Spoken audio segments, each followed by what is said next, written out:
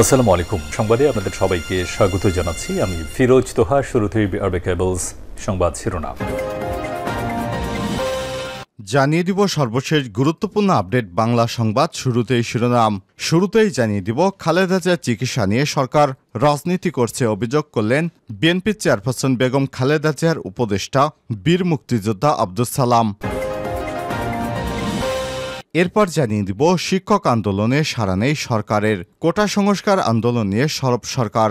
বিষয়টি নিয়ে কথা বলছেন সরকারের কয়েকজন মন্ত্রী এবং এমপি এবং আওয়ামী লীগের সাধারণ সম্পাদক সহ দলটির বেশ কয়েকজন নেতা। কিন্তু সর্বজনীন পেনশন স্কিম প্রত্যাহারের দাবিতে পাবলিক বিশ্ববিদ্যালয়ের শিক্ষকেরা যে আন্দোলন চালিয়ে যাচ্ছেন তাতে সরকারের তেমন কোনো সাড়া নেই। এদিকে অবনতির দিকে বন্যা পরিস্থিতি। উত্তর মধ্যাঞ্চলের কয়েকটি জেলায় ভয়াবহ বন্যা।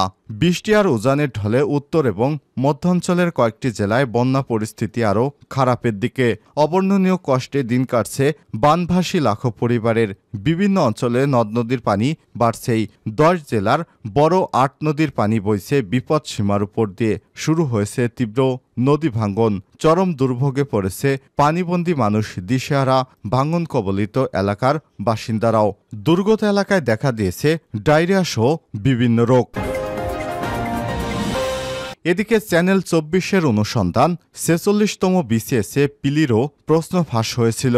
সরকারি কর্ম কমিশন পিএসসির অধীনে অনুষ্ঠিত 46তম বিসিএসের প্রিলিমিনারি পরীক্ষার প্রশ্নপত্র ফাঁস হয়েছিল বলে অভিযোগ উঠেছে।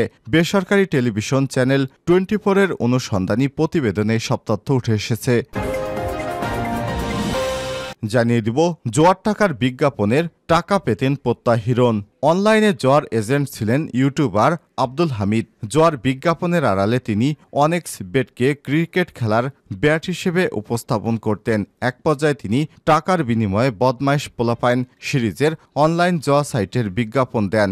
এমনকি অভিনেতা প্রত্যাহিরণের ব্যাংক অ্যাকাউন্টেও তিনি টাকা পাঠাতেন। ডিবি পুলিশের সাইবার অ্যান্ড স্পেশাল ক্রাইম উত্তর বিভাগের তদন্তে এসব তথ্য উঠে এসেছে।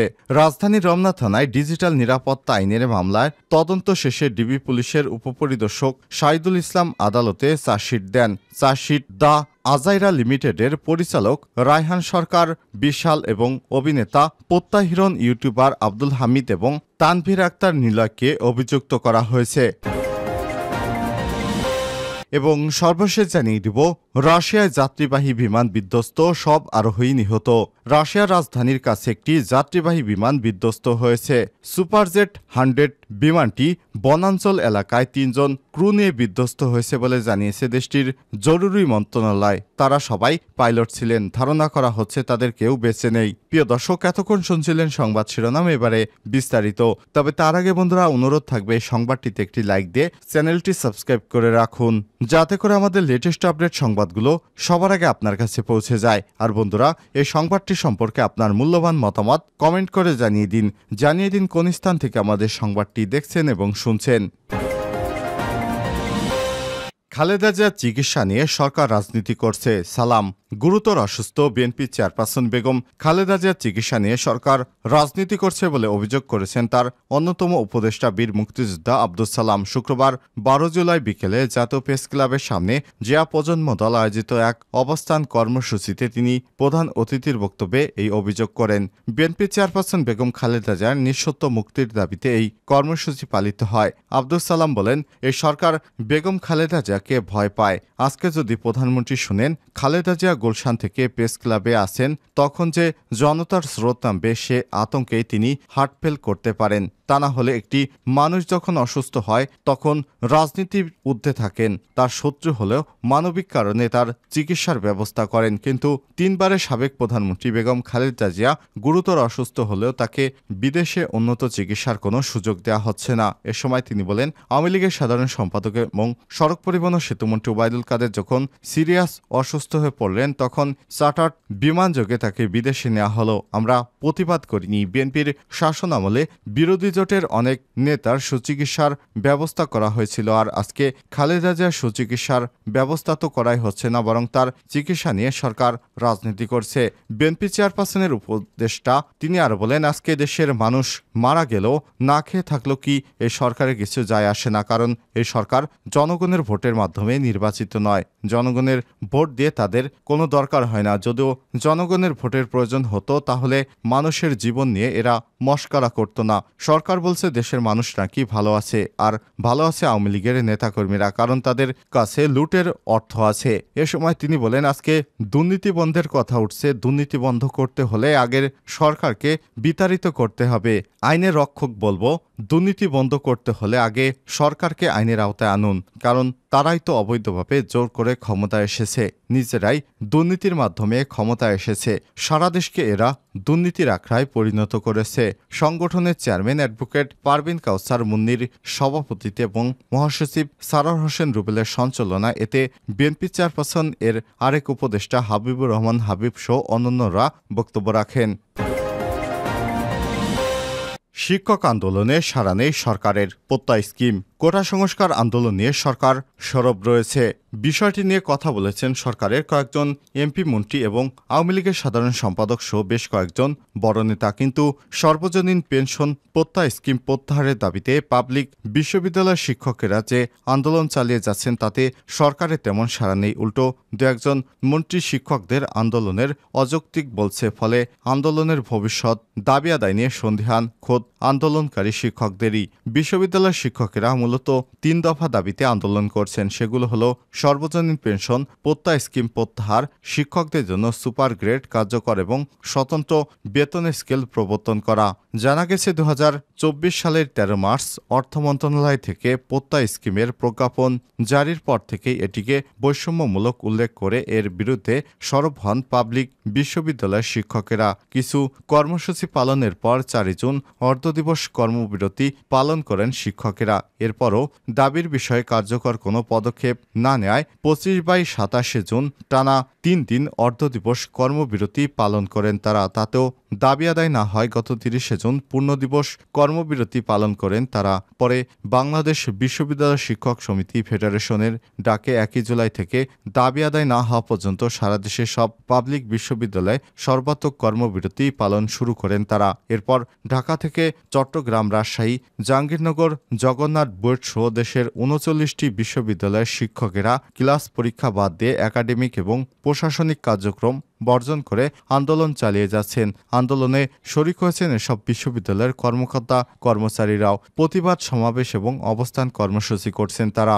আন্দোলন পর্যবেক্ষণ করে দেখা গেছে 1 জুলাই থেকে সাপ্তাহিক ছুটির দিন বাদে প্রতিদিন কলা ভবনে মূল ফটকের সামনে অবস্থান কর্মসূচি পালন করছেন ঢাকা বিশ্ববিদ্যালয়ের শিক্ষক সমিতি। সেখানে তারা দাবি আদায়ে বিভিন্ন বক্তব্য দিচ্ছেন এবং সরকারের উদ্দেশ্যে শিক্ষকদের আলোচনায় ডাকার আহ্বান জানাচ্ছেন।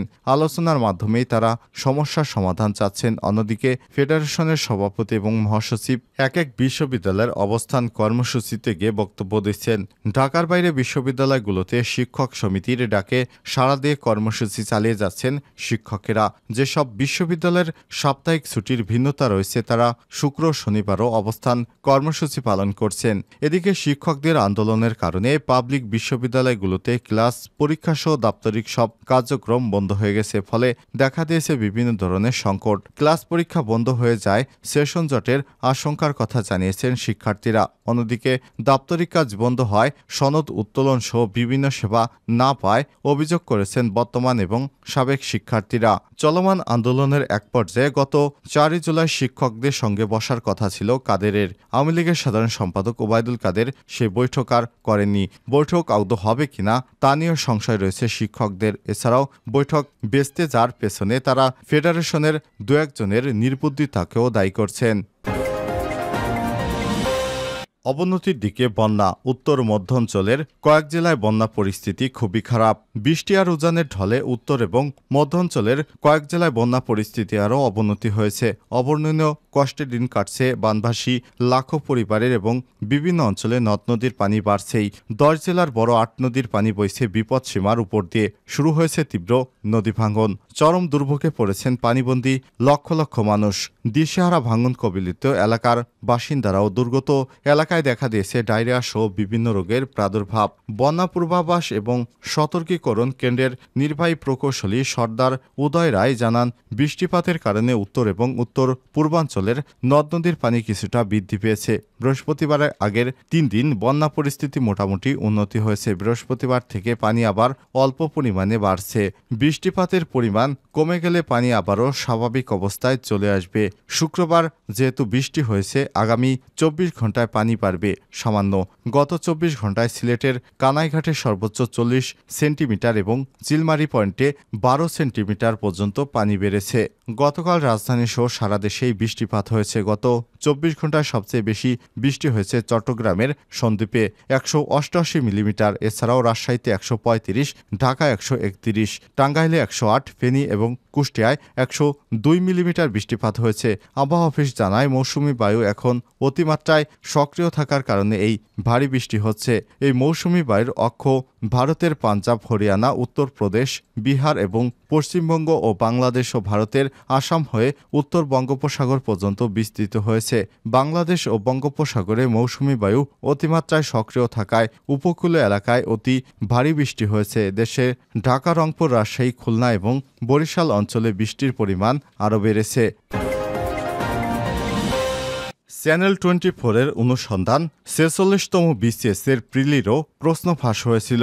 সরকারি কর্ম কমিশন পিএসসির অধীনে অনুষ্ঠিত 46তম বিসিএসের প্রিলিমিনারি পরীক্ষারও প্রশ্নপত্র ফাঁস হয়েছিল বলে অভিযোগ উঠেছে। বেসরকারি টেলিভিশন চ্যানেল 24-এর অনুসন্ধানী প্রতিবেদনে এসব তথ্য জানা যায়। শুক্রবার 12 জুলাই রাত 9টায় প্রতিবেদনটি প্রচারিত হয়। এতে প্রশ্ন ফাঁসের আদ্যোপান্ত তুলে ধরা হয়েছে। সেখানে বলা হয়েছে, পরীক্ষার আগের রাতে চুক্তিতে রাজি হয় প্রার্থীদের নির্ধারিত স্থানে নিয়ে গিয়ে তাদের প্রশ্ন এবং উত্তর পড়ানো হয়। পরে সকালে নিজ নিজ কেন্দ্রে গিয়ে ওই প্রার্থীরা পরীক্ষায় অংশ নেন। প্রশ্ন পেয়ে পিলি পরীক্ষা দেয়া এসব প্রার্থীরা উত্তীর্ণ হয়েছেন। পিলিতে পাশ করার পর চুক্তিতে থাকা প্রার্থীদের লিখিত পরীক্ষার প্রশ্নপত্র পাইয়ে দেওয়ার আশ্বাস দিয়েছিল চক্রটি। প্রতিবেদনে উঠে এসেছে, পিএসসির কর্মচারী সাজেদুল ইসলাম সাজু 46তম বিসিএসের প্রশ্নপত্র ফাঁসকাণ্ডের মূল হোতা। তার কাছ থেকে 46তম বিসিএস প্রিলির প্রশ্ন পেয়ে পরীক্ষায় অংশ নেয় মাহমুদুল হাসান নামের ঢাকা বিশ্ববিদ্যালয়ের রাষ্ট্রবিজ্ঞান বিভাগের 2014-15 সেশনের একজন শিক্ষার্থী। তার গ্রামের বাড়ি নাটোরের। সম্প্রতি মাহমুদুল বাংলাদেশ টেলিভিশনের ক্যামেরা পার্সন হিসেবে কাজ শুরু করেছেন। 46তম বিসিএসের প্রশ্ন পেয়ে পরীক্ষা দেওয়ার ঘটনা অকপটে স্বীকার করেন মাহমুদুল হাসান। তিনি বলেছেন, পিএসসির কর্মচারী সাজেদুল ইসলাম সাজু আমাকে মোহাম্মদপুর থেকে একটি বাসায় নিয়ে যায়। সেখানে আমাকে সকালের দিকে 200 নম্বরের এমসিকিউ প্রশ্ন দেয়। ওইটা পরে পরীক্ষা হলে গিয়ে দেখি কমন পড়েছে। 1 লক্ষ টাকার বিনিময়ে এই চুক্তি হয়েছিল।